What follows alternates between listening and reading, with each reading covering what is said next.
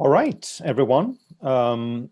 We are going to get started, and welcome to all of you. If you follow us directly on Zoom, or if you are following this, our broadcasted version, you're very welcome to our afternoon webinar on the issue of COVID-19 and the state, basically the state capacity in the West, whether the state during this pandemic has shown us its best, or whether we are now beginning to see some of the cracks that perhaps have been visible to us in the past.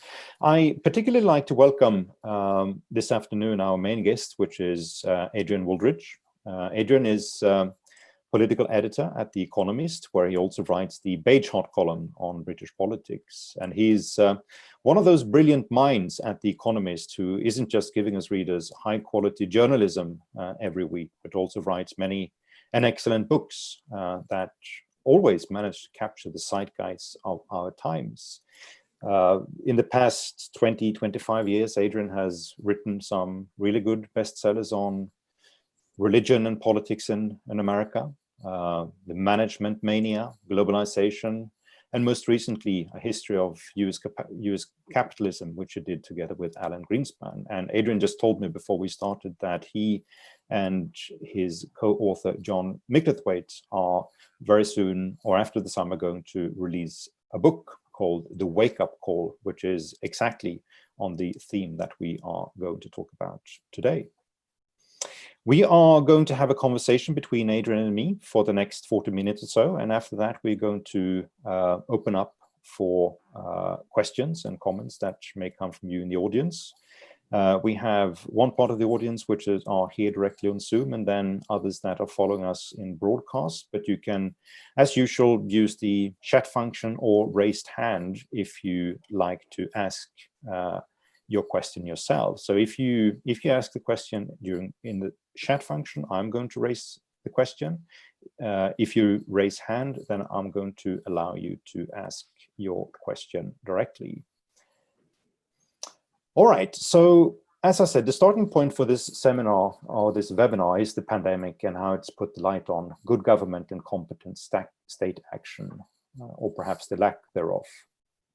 Even if the pandemic isn't over yet, it's pretty clear that some states have acted far more capably than others, and that most of the countries that have managed the pandemic competently already had good performing states before the pandemic.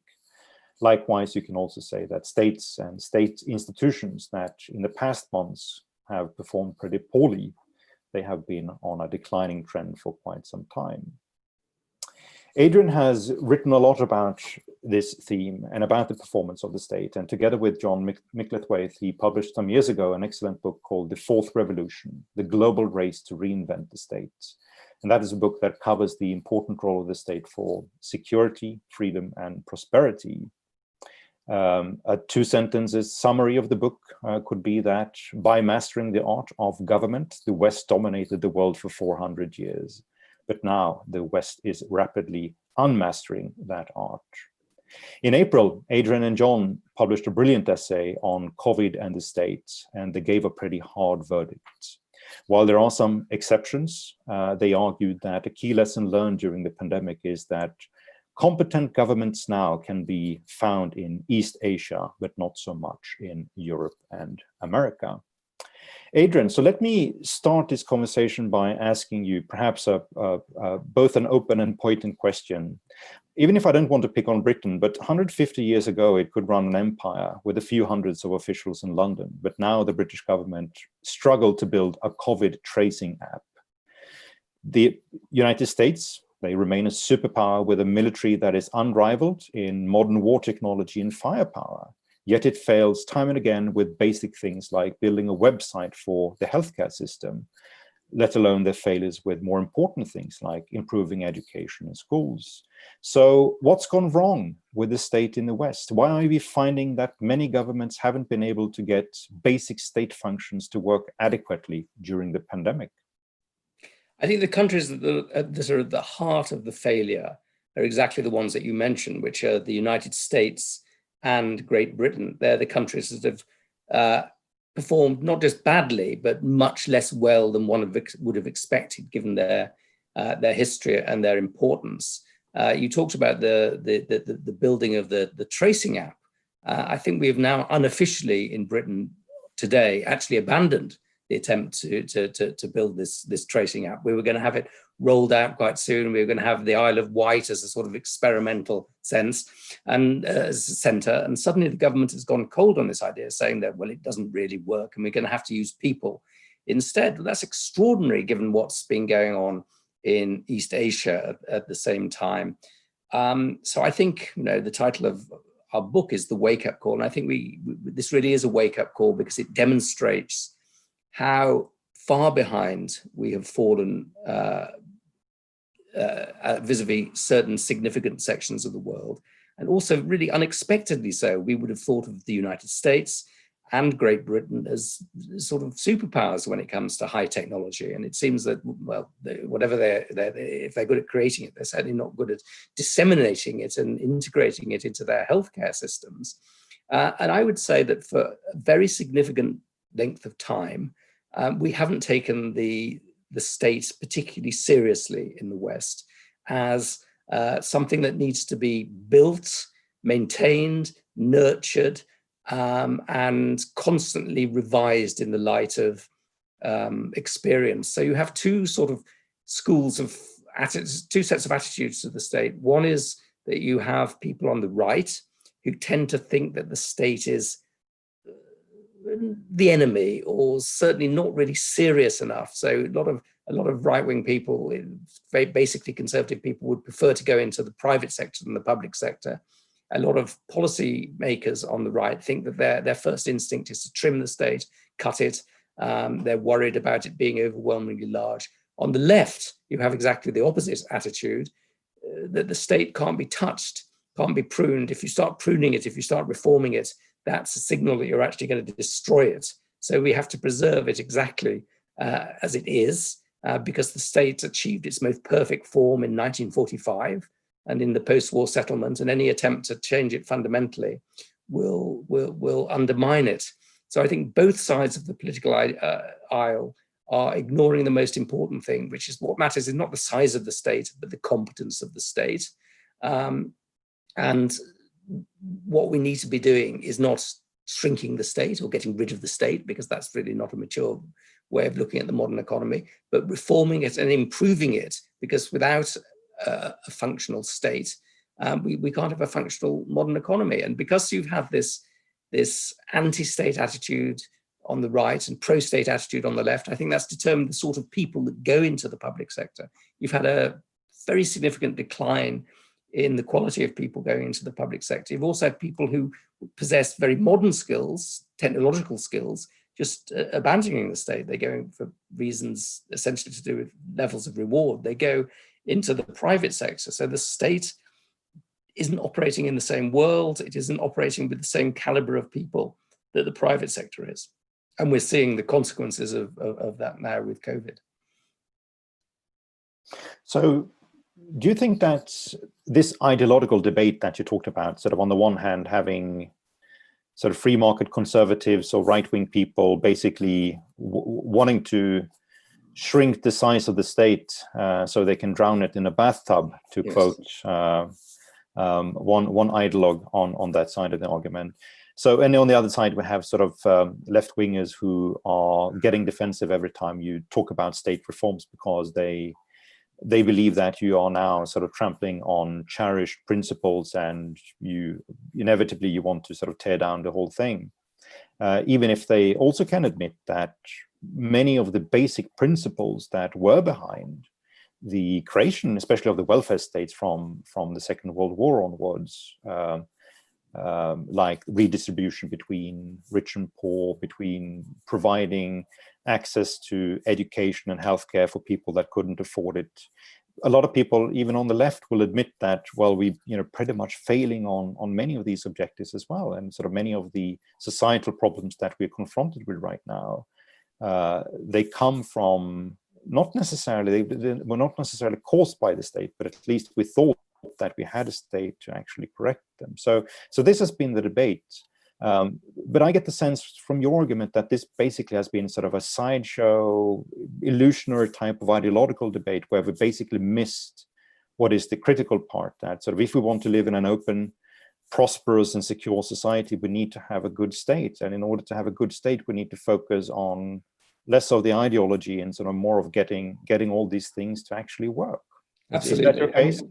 Absolutely. I would say a classic example of this is what happened in our rather dismal election in Britain last December, when you had the main thrust of the Labour Party's argument was that the Tory party wanted to privatise the NHS. They wanted to sell off the NHS, primarily to the United States. And the Tory party responded to this accusation that it wanted to sell off the NHS with the statement, no, we don't want to sell the NHS. We love it. We're going to keep it. We're going to add a few more hospitals. We're going to make it bigger and better. But well, no, we're going to make it bigger, not that we're going to make it better. So any attempt to talk about structural reform of the NHS is always presented, but particularly by Jeremy Corbyn, as an attempt to privatise it, to sell it, to destroy it. So you had an incredibly inane debate about the National Health Service, which is now, of course, at the centre of the issue of COVID. And it's very hard to get beyond that on issues of National Health Service or issues of welfare payments, because the very effective accusation of the left is always that you're a hard-faced capitalist who wants to go back to the middle of the 19th century. Of course, people don't want to go back to the workhouse or anything like that.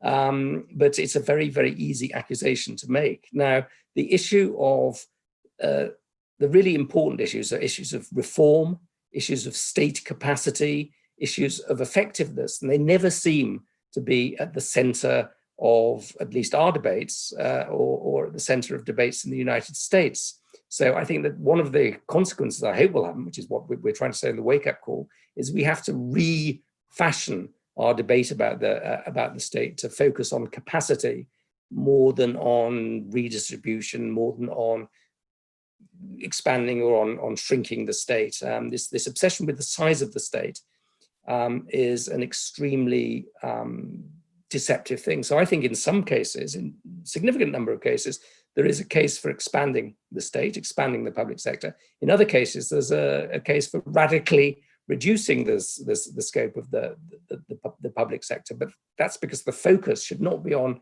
size, it should be on effectiveness and what can the state do that other institutions can't do. Yep. So in the essay that you and John published a couple of months ago, you point to a couple of countries in East Asia, showing that they have been far more competent than many other governments in the world in responding to the pandemic. And this wasn't particularly surprising for someone who actually have read your book in the past, The Fourth Revolution, because you paint sort of a broader picture about a development where many of these East Asian countries have done a lot of things right in managing the state. They've of course also done things wrong, but they've also done a few things right. So now looking at the COVID experience, what is it that they've done right in countries like South Korea, Japan, perhaps even, China? Absolutely. I mean, I think that what people haven't noticed as much as they should have done is that there has been a new model of the state developing in Asia or in East Asia. And that model of the state is most comprehensive in Singapore, I think, because what Lee Kuan Yew, who was the architect of this system, did was to challenge some of the key principles of the Fabian state, of the post-war welfare state, that the state should be generous and that the state should be egalitarian. He didn't think it should be particularly generous. He think that people should make contributions into a national provident fund to their own old age, and that they should be conscious of making those contributions. He also thought that people should always be charged a small amount, but they should be charged for services, because the state shouldn't look as though it's being generous to people. It should look as though it's being responsible. Secondly, he didn't think the state should be egalitarian, particularly when it came to education. He thought the most important thing that you can do is to cultivate human capacities, which he believed to be were very different to different people. So these two central elements, generosity, egalitarianism, he junked. But at the same time, he didn't accept the elements of the new Thatcherite state, which is that the state should be shrink, that it was basically unimportant. And he didn't accept that the state shouldn't play an active role in the economy. He believed that the state really, really mattered. So you shouldn't go around denigrating it in the way that Mrs. Thatcher and Ronald Reagan did. But at the same time, you had to give it a role in economic development. And he was constantly looking to put more resources to encourage companies, indigenous companies, to move up the value chain. So he didn't. What he didn't want was Singapore to become a sort of a local manufacturing center where all they were doing was using their hands. He wanted it to become a brain economy. So that's a very, very different model of the state, comprehensively different model of the state from the two models that prevailed in Europe after the Second World War. And I think that's very interesting. So that's my background. At the same time, you have, the various tigers developing in Asia, some going down that route, some a bit more skeptical of that route. Now you have one argument is that COVID was dealt with better in East Asia, or Asia more generally, because they had the experience of SARS. And they just knew what to do. And I think there's some truth in that. They were closer to the problem. They're more serious about the problem immediately. So that's one excuse. But I think what we've constantly seen is that they also have bigger technological capacities than we ever expected, a greater ability to use their technology and their managerial abilities to deal with the problem. So in Taiwan, you had very, very rapid reaction, which involved using technology, using track and tracing methods very, very early on. You had the same thing in South Korea. You had to some extent, the same thing in China. So it's a very general thing that you have an efficient state that can act quickly, a state that has learned from a prior experience, which is the experience of COVID, and a state that can use technology to deliver services or to monitor its populations very quickly, because you have a very smart infrastructure, certainly in Singapore, parts of China, Taiwan. And just to give a sense of the differences that this means, in Seoul, which experienced the pandemic sooner than New York, in Seoul, which is the same size as New York, in Seoul, by the beginning of June, you had 4 people who died of COVID. In New York City, you've had almost 22,000. So that's an astonishing difference, and that's very significantly down to state capacity. Indeed, no, it is pretty astonishing. One thing that many of these countries, South Korea, Japan, Taiwan, Singapore, what's been thrown at them, especially from Western observers, is that their societies aren't really a society with a learning culture in the sense that you trial and you error, you learn from your mistakes, that you have sort of more of a punishing attitude to people that may do wrong or just make mistakes. My experience is different, and I take it from sort of your writings as well, that you don't really agree with this particular view of East Asian or Asian countries, that in fact what we've seen there is that their space or their ability to actually learn from mistakes and to tolerate mistakes, to tolerate that you have to experiment, and when you experiment you make mistakes, that it's actually is greater than what you're going to find sort of in countries like America or most parts of Europe these days. Well, I think that one of the problems, particularly with the public sector in Europe, is that if it ever was, it ceased to be very good at learning. It's not really a learning culture. There's a lot of buck passing.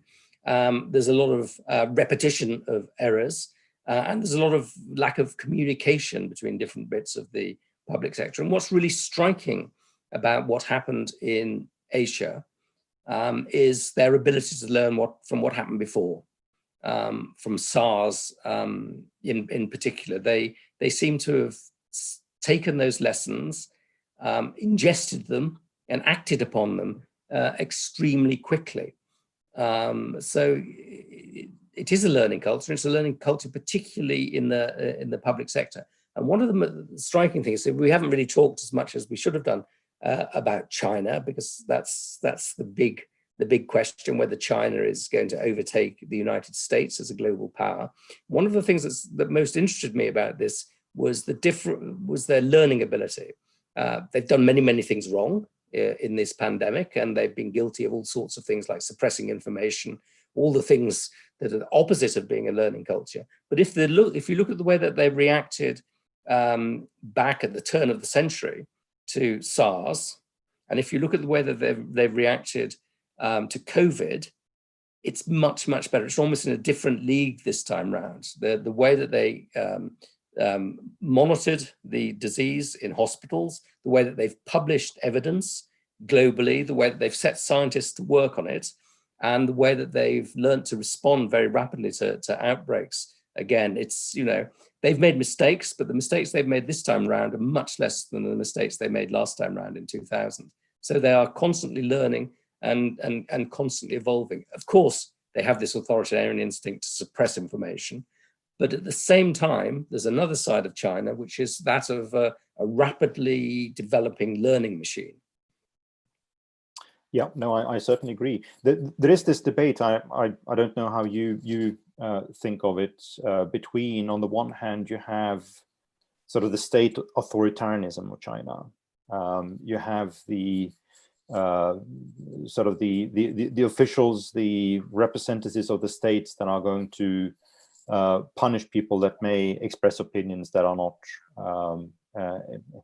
exactly appreciated by the government. And we saw sort of in the beginning of this pandemic with the doctor who was trying to alarm everyone to what's going on, that he received a very harsh reaction. On the other hand, when you look at a lot of the behavior, and now I'm stepping away from the pandemic, when you look at a lot of the behavior by the Chinese state institutions in local matters, you will find sort of that what strikes you is not always sort of the authoritarianism of it. It's more sort of the flexibility of it, how they are keen sort of to be agile, to make decisions quickly if it's necessary in order to get things done. And I wonder sort of if this development itself is going to sort of, if there's going to be a conflict between them, because it is difficult over the long period of time to sustain sort of a degree of flexibility and learning and adjustability at local levels, that you can move very quickly. Sort of if someone applies for a license to build a chemical factory, then you can make a decision the next day. But on the other hand, sort of if someone wants to express an opinion which is critical of the current government, you're going to shut things down. At some point, sort of these two cultures are going to collide. Would you agree? Yes, absolutely. Absolutely, I agree. I would also say, you've got a huge country like China with a very complicated government with lots and lots of different levels of government. You can always find examples of inflexibility and examples of corruption. Those things matter, but I think a lot of it, what we should be focused on is the level, is the direction of travel. And I think what I've seen comparing reactions to earlier pandemics to this pandemic is a sort of move towards greater ability to confront reality rather than trying to bury and suppress reality. So that would, from the point of view of competitiveness, I think that should be worrying to the West. I also agree, in the longer term, can you have a culture that is both deferential to authority, unquestioningly over political issues, but willing to question things over operational issues and over scientific experiments and things like that? I'm not sure that it's possible, but I wouldn't bet my entire house that it will never happen. So you could get a peculiar new sort of state structure, which is simultaneously authoritarian and flexible, which is simultaneously top down but capable of learning things, and which can use things like big data to gather huge amounts of information on people's behavior. That it may be the case that that liberal democracy is not the only way that we can go. And again, that's one of the great questions which comes from this pandemic. So I wouldn't say, of course I wouldn't say, you know, in all sorts of ways, China's response to this pandemic has been appalling and bad. And in all sorts of ways, it's reflected certain fundamental weaknesses in the system, but that the gap between China and the United States in particular is not one that reflects well on the United States. Yeah. A final question on Asia before we get back to Europe again. So in the book that you and John wrote, The Fourth Revolution, you open with some reflections that you had about an experience in China when you visited the China Executive Leadership Academy in Shanghai, which is basically a training school for Chinese state officials where they learn the practice of executive state leadership. You call it in the book China's Kennedy School of Government, like the one at Harvard. But what to me looked striking sort of was that, and I've been there myself, is that sort of at the academy, they don't really offer programs in sort of the theory of government. They teach officials how actually to run things, how to build things, and how to get a project to finish on time and on budget. I wonder, is this what we're missing in the West, sort of with, you talked about sort of the labor problem we have with the people that get into government, that it's not always the case that we pay them too little or that the working environment is poor. It may be just that we're attracting a type of individual that may not be particularly equipped to be executive. So we get rather sort of an overeducated cadre of government officials that are versatile in the philosophy of Plato, but that are afraid of actually making decisions and being executive. I have to be very careful in my answer to this, because I think you're right, absolutely. And if you go to the Kennedy School of Government, you have all sorts of things on the theory of the presidency, or even some interesting things about how elections operate. And you know, there are lots of people there who spend their life advising people on elections and how to win elections. What you don't get is anybody talking about how to run the budget of a town hall, or how to get a project delivered on time, and it's almost as though, you know, they're talking about the theory of the motor car rather than, you know, where the battery goes and where the wheels go and that sort of thing. So I think that this focus on the mechanics of government is absolutely a big source of their advantage. However, I would say that the sort of problem that the West is confronted with at the moment with government is not just a technical problem, you know, how can we get it to work a bit better? It's also a theoretical problem. It's also a problem of, you know, what is the state for? What should the state do and what shouldn't it do?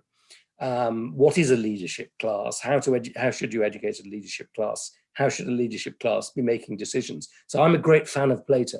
And I think, you know, if our leaders read more Plato, we'd be in a much better position. So I in a sense, you know, I'm happy with people reading Plato. I'm happy with people learning how to service the engine of a car and to put the new battery in. It's the middle area that we've got too much of. You know, I think we need both a more practical leadership class and also a leadership class that's capable of asking some bigger questions, particularly I think when it comes to thinking about the future. But definitely that leadership school is a really interesting contrast with our own schools of leadership, which are around sort of the middle level rather than the two levels which we just talked about. Yeah. Anyway, going back to Europe now, Adrian. So it's not all European governments and all European states that have failed during the pandemic, and actually some states that have performed pretty well. Which are these states, and why did they perform well? Well, the obvious state that has done well is Germany. And I almost feel like saying Germany's done well at this because, rather annoyingly, Germany tends to do quite well at all sorts of things. But I think they've been sensible, methodical. They have structural advantages in that they're really quite decentralized. They don't have this gigantic capital city that Britain has dominated the whole of the country. They have a very sensible leader in Angela Merkel, whose pragmatic view of the world has been, it's playing to her strengths. They have much more sort of inbuilt surpluses, redundancies, as it were. They've got more beds in their health service. We run our health service very hot, so there's very little spare capacity. They've got more spare capacity. So they're one example, I think, and they've tended different elements in the government and civil society seem to have worked well together. I think the same is true of Switzerland, some of the Nordic countries. I think you might talk yourself about Sweden, which is an interesting example. I think Iceland has done well during this thing, but tiny population. France, not particularly well, but a bit better than Britain. Italy, not particularly well, although it brought a very raging pandemic now under control quite well. In a sense, it's the countries that you would expect to do well, the well-governed countries, but also there's some interesting examples of countries you wouldn't expect to have done well, which is, I think, Greece is an interesting example, which has managed the pandemic really quite well, and it's learned a bit from the chaos that it went through before it does. This is an example that it's much more mature in the way that it's running itself than it was a few years ago. So interesting examples, but with the exception probably of Greece, not entirely surprising. Governments that have taken government seriously and that haven't been paralyzed by partisanship have tended to do the best. And I think there are various elements that matter. There's the element of leadership, there's the element of systems, of structures, and there's the element of trust. And what we have in Britain, in particular, I would say, is a leadership that hasn't performed very well, partly because it's the product of almost a decade now of very severe partisanship and political infighting.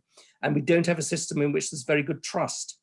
People don't trust the government to do the right thing, and they don't tend to obey as much as they would if they trusted the government. So the systems, the National Health Service is middling in terms of systems. And I think in Germany, much higher levels of trust in authority. What do you make of the argument that at least some of the countries that you mentioned, Germany, Switzerland, they're also federal structures, and yes, they had local authorities basically taking charge over things much sooner than the federal government stepped in, and there's sort of a closer relation between your local government, then you have a closer relation with the local government than you have with the federal government. Do you sort of generally, is there something to this when it comes to state capacity? And I mean, sort of beyond the pandemic, that federal structures tend to operate better than more centralized states? Absolutely. And, one of the tragedies of what's been happening in Britain in the last few years is we have, what was a very, very centralized government, in which government has taken over more and more functions, more and more responsibilities, wanted to do everything and monitor everything. That's led both to a government that's overloaded and rather dysfunctional, but also to massive resentments in the population. That's really what produced Brexit. So centralization, is a long-term source of dysfunction. And yes, I would say that federalism. And of course, well, we'll talk probably later about the United States, but again, the federalism there saved it from an even worse performance than we've had. Exactly. And taking it to America and to some sense to Europe as well, because one development that I think happened pretty quickly during the pandemic sort of is that the structures of the culture war started to feast upon the politics of the pandemic, and we suddenly sort of got this highly polarized discussion. I mean, we saw that in America with a president who was, effectively became an onlooker because he couldn't make up his mind whether he was in favor of lockdowns or against lockdowns. And then he was, trying to cheer, different protesters on if they wanted to sort of take the guns and move on sort of the state hall. And but even sort of, if you look at the UK, if you look at France, you can see sort of these patterns of the culture war manifesting themselves in also the debate around the pandemic. So is this the sort of effect of the polarized political culture that we have so few in the middle now, and so little that connects this stream. There's a few of us that actually can accept, even if we don't like all the things, we can at least accept it because they will have some connection to what we believe or what we think. Absolutely. I mean, I think the culture wars did two things. First of all, they meant that we were probably pretty unprepared in those countries that have had culture wars for the pandemic. That if you look at America and the United Kingdom principally, also France a little bit, they've suffered from such polarization and such polarization and such intense controversy over cultural issues, identity issues, that they haven't really focused on the business, the boring business, actually, the being competent at governing things, governing things, running things, making sure people work is not as exciting, it's not as adrenaline pumping as arguing about personal identity and things like that.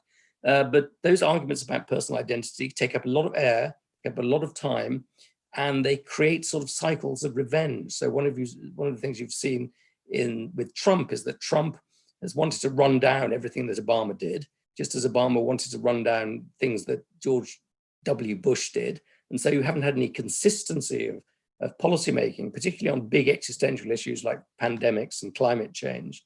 You're constantly changing that.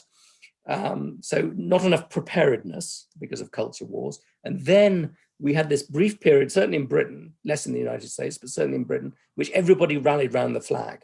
And I remember reading articles, I don't even know if, perhaps I even wrote some of these articles, saying the culture wars are over, where everything's about competence, we're not fighting each other about trans issues or race issues. That's all finished. That was all yesterday.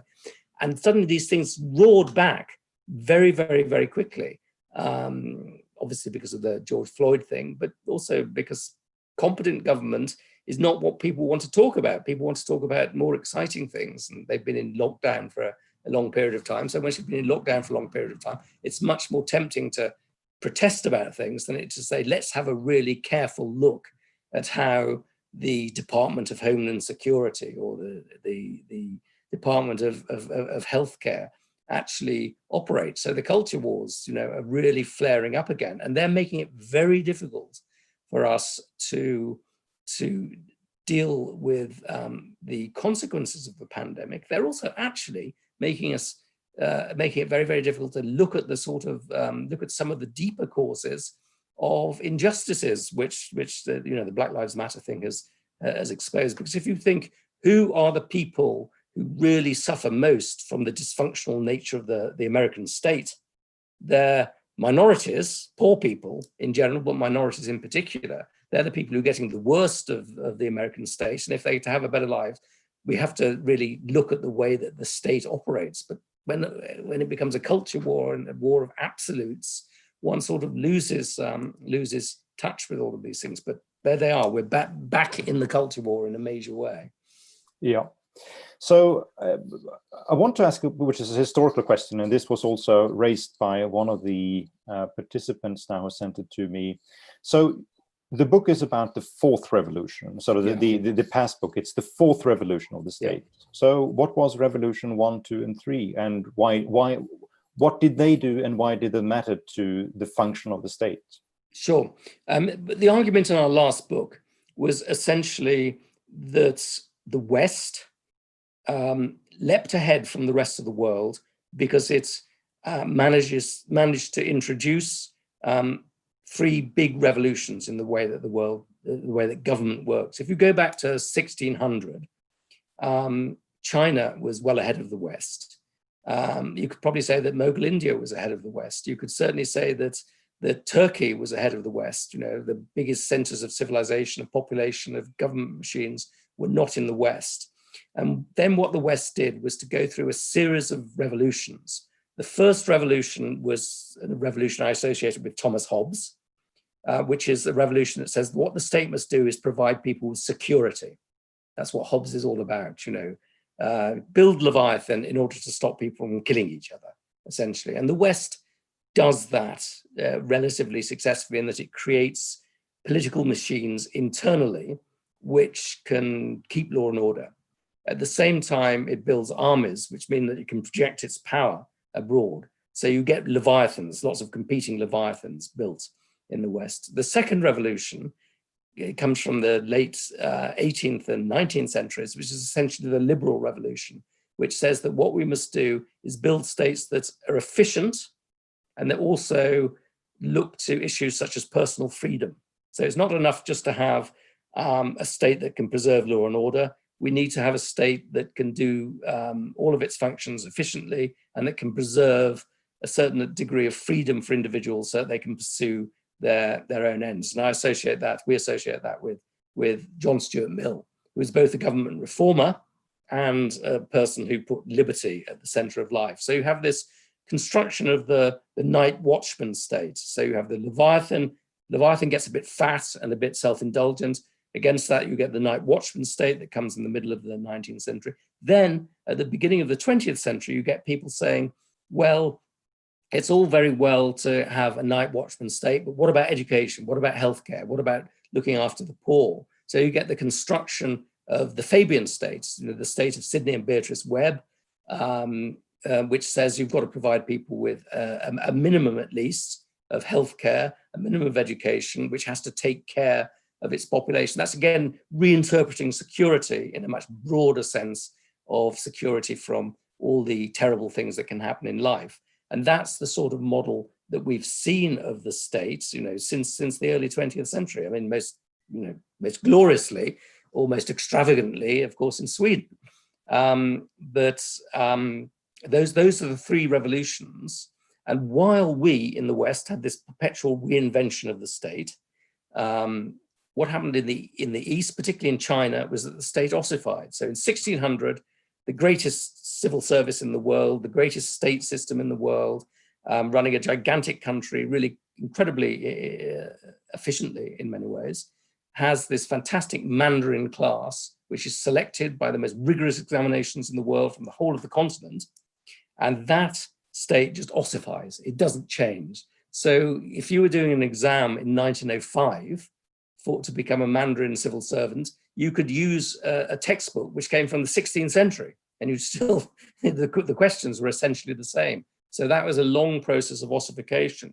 So that's an enormous area in which the West reinvented itself and pulled ahead of the East, particularly China. Now, what's happened in the last few years, since I would say the 60s and 70s, is that we have become the ossified people. We've become the people who haven't reinvented our state. We've just accepted the state structure. We've allowed it to get bigger. We've allowed to get it more extravagant, but we haven't really fundamentally rejigged it in the light of a new world. Whereas the Chinese, the Singaporeans, many people in East Asia are going through exactly the sorts of revolutions that the West went through. They take the state seriously, and they're building state capacity very quickly because they think that they can't have successful capitalist economies without having this state capacity. So I would have said in 2000, let's say the year 2000, probably the state is better in the West on average than it is in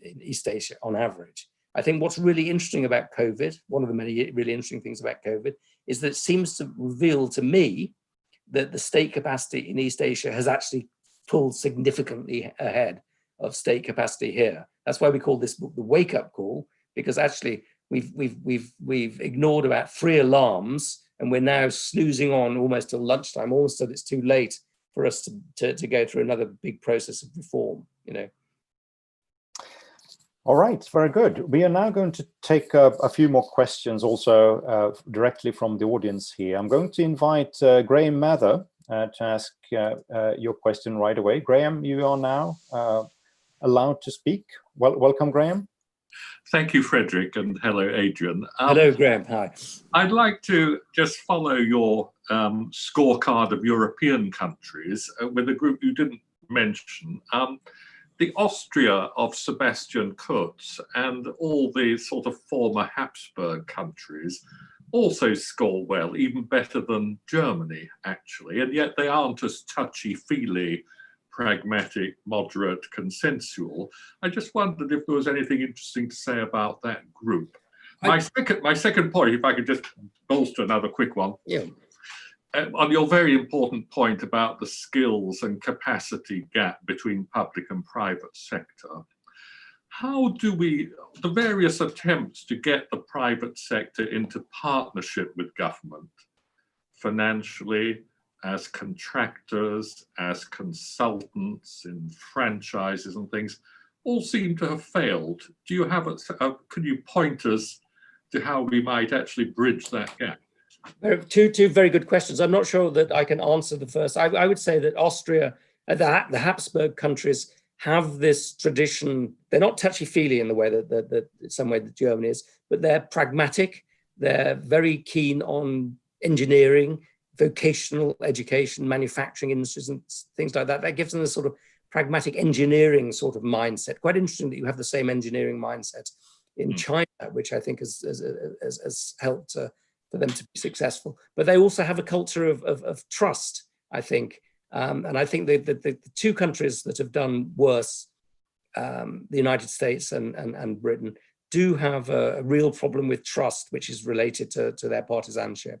On the issue of the contractors, I think quite often it's the case, how can I say it without being too rude about some contractors? The contractors have quite often taken advantage of what they might regard as slightly naive people in the public sector. You haven't got enough people in the public sector who are good at defining the terms of contracts and making sure that the contracts work in the public sector's interests. I think the issue of the tram in Edinburgh is a particularly fine example of this, whereby the contract was written in such a way that if it was late, the people who bore the cost of the lateness were not the people who were building the tram, but the city council in Edinburgh. So of course it was incredibly late as a result of that.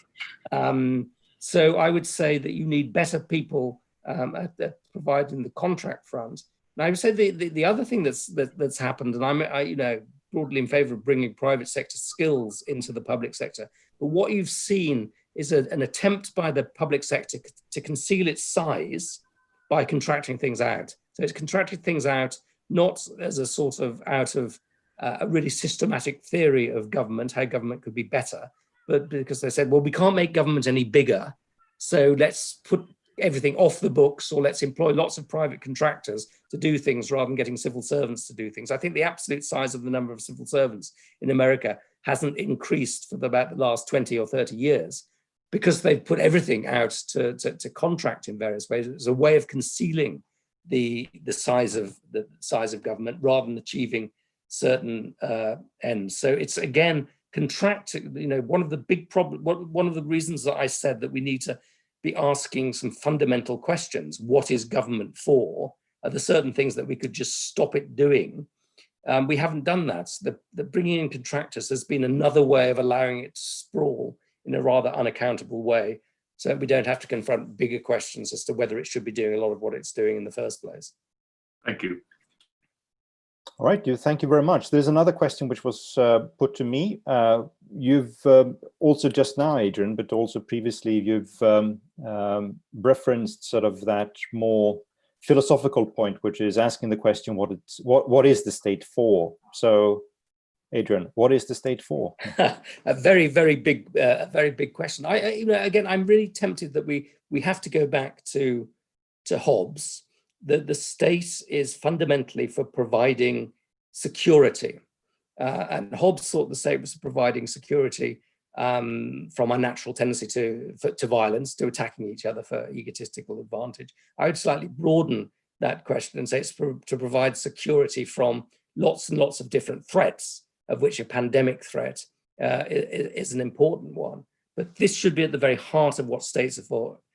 Security from outside attacks, law and order at home, security from pandemics. And I would say that the interesting thing about the Fabians in the early 20th century was they're also very preoccupied by security.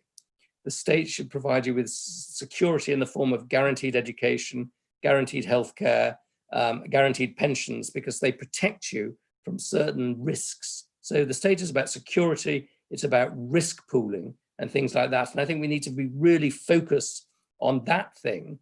And I think it's quite striking that we've had lots and lots and lots of warnings about pandemics, flu pandemics or coronavirus pandemics, and we didn't really focus on them anything like enough because there was all this noise about all the rest of what the state's supposed to be doing. So I put security right at the center of that. So that's what the state is fundamentally for. And I think that's, one of my worries about the size of the state is that when the state gets too big, it's not just so much that it costs us money and its taxes, it's that it distracts attention. If the state is trying to do everything, it ends up not focusing on the things that it's really supposed to be doing. So I think that what we've seen is that the Fabian state of the early 20th century just sprawled. It got bigger and bigger and bigger, and it got all omnivorous in what it was supposed to do. So I'd pull it back a little bit, but it's not just what the state is. What is the state for?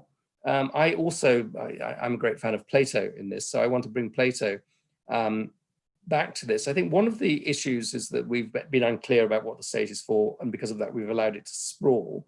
But also, particularly on the right, we've been unclear that the state is actually, in the end, a good thing. That it's the state that preserves us from barbarism. It's the state that preserves, he has this metaphor of the ship, unless the ship of state is kept in good order, you're going to hit the rocks, you're going to be drowned and things like that. So the state is absolutely essential to any civilized society. It's not an imposition. It's something that is collectively incredibly valuable. It's a collective good. And because it's so collectively valuable, because it's a collective good, the people who run the state are important people. They're also people that we should in some sense cherish, that we should have the best of our people going into the government, and that that should be a very, very high calling. And what we have at the moment is in many ways not the best people going into it. Also we don't treat them very well. We subject them to ridicule and booing, and we just assume that the worst of what people are doing. So instead of having a guardian class of people who are carefully selected and who are admired for what they're doing, we have a class of professional politicians who are slightly odd people in many ways, and who we rather despise for doing what they're doing. And there are lots of ways in which I don't want to go back to the earlier parts of the 20th century when politicians were revered. They were very unrepresentative of the population. They tended to be rich. They were white. They were men, and all of that sort of thing. Nevertheless, a sense that politics is a high calling, not a low calling, is a big cultural change, which I think we need to have. All right. Two comments from people. Then I'm going to ask you another question about the future. So one comment, and both are on this issue of federalism. One comment sort of is that when you looked at the German experience, especially on the logistics of getting mass testing rolled out at a very early phase, it was basically sort of something driven by the private sector together with local authorities, and sort of you get private public collaborations of a kind that work. Another comment is more specific to Belgium, which is that if federalism was a factor of better management of COVID, how and where would you place Belgium, which is evaluated as some of the worst in handling the virus? I'd like to comment on Belgium. Yeah, I would say on the issue of the public-private collaboration, one of the interesting things about Germany is that it's actually really quite good at public-private collaboration, especially in this, and that it was very much more willing to allow the private sector to act than Britain, which is supposed to be more into that sort of thing. And we had this peculiar situation in Britain where an organization called Public Health England basically said, we can't have any private sector stuff, we'll do it all ourselves. And then they proceeded to do it all themselves very badly. So we then had to bring in the private sector. And it turned out that there were quite a lot of tests available in university labs, in private industry labs, and the Public Health England had simply written these out of the equation. So you've got this sort of the sense with Public Health England that it's a justified monopoly in their mind, and we couldn't be looking anywhere else. Also, of course, Germany has a much bigger base in terms of its chemical industry. So it had a lot more of this stuff, the reagents, the the testing capacity. We haven't.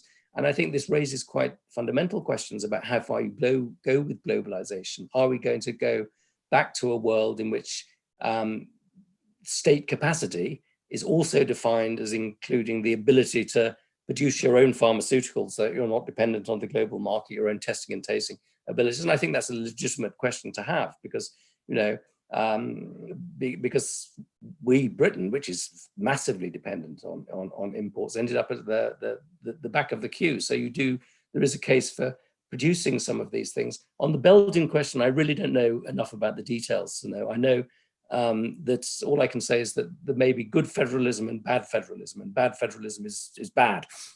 Just because you're federalist doesn't mean that you're virtuous in itself. Yeah.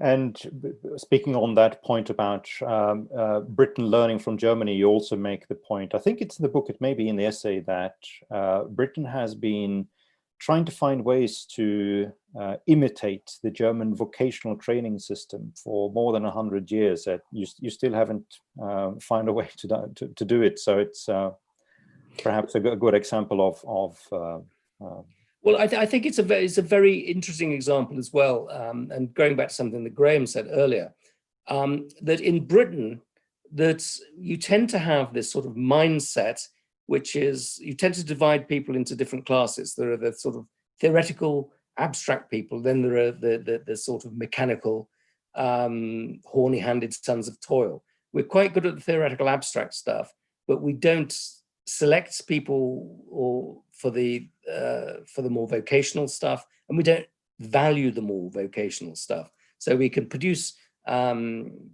big schemes for government reform. What we can't do is implement them or think about the things that they're thinking about in ECIPE, which is, you know, how do you manage a project, how do you reward people properly, and things like that. And again, the vocational education system is an absolutely extraordinary failure. And one of the tragedies of this period with COVID is that this government, partly because of the impulse of the referendum and Brexit, was, I think, getting really serious about improving the quality of vocational education and shifting resources away from the university sector to the vocational educational sector, because so many people who voted for them, for Tories, and for the first time ever in the north of England, felt cheated by the system, and that has rather been put into abeyance now because of the COVID disaster. But this thing that you see in Germany and Austria of a sort of pragmatic, detail-oriented, very calm, methodical mindset, you don't see as much of that as you do in Britain, and I think that helps to explain why they've been really quite good at this sort of at dealing with this pandemic. Finally, Adrian, we're now getting to 4 o'clock. We're going to soon, but this is a question that I wanted to ask, and several people have also asked me to ask you, which is basically, can the West reinvent the state, given that we now, confronted with, pretty strong political challenges? We have a growing part of the population that are elderly, that are going to require pensions, elderly healthcare, which is going to put a lot of pressure financially and fiscally on society. We're confronted with climate change, or trying to address problems around social injustices, not being able to provide for good education to people so that they can improve their life chances. Is it that type of challenges that are going to force us to change, or are there sort of outside factors like sort of the rise of China and the fact that they may present a security problem to Europe? Should we rather look to these type of factors that can prompt us to change? Well, it's very, very late. And I think what COVID has demonstrated very clearly is it's much later than we think. That I don't think we expected the part of this, at the start of this thing, that we would be looking to South Korea and Taiwan and thinking, God, they're much better at us than we are at these things. And I think there's a virtue in that. So I think we've begun to recognize how far behind we've fallen in certain vital areas. So it's very late, and I think in many ways it's very difficult, because demographically it's difficult, We have a rapidly aging population. The quality of education, particularly for the lower half of the population, has been deteriorating for a very long time.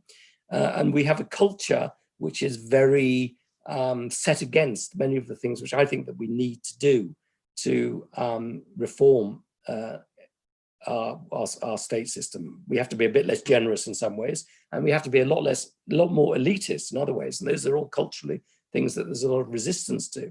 But I would nevertheless say that crisis can mean opportunity. Crisis certainly means pressure for change. I think if we don't change our welfare system and our healthcare system, we will be overwhelmed by demographic change. So there's huge pressure to change things there.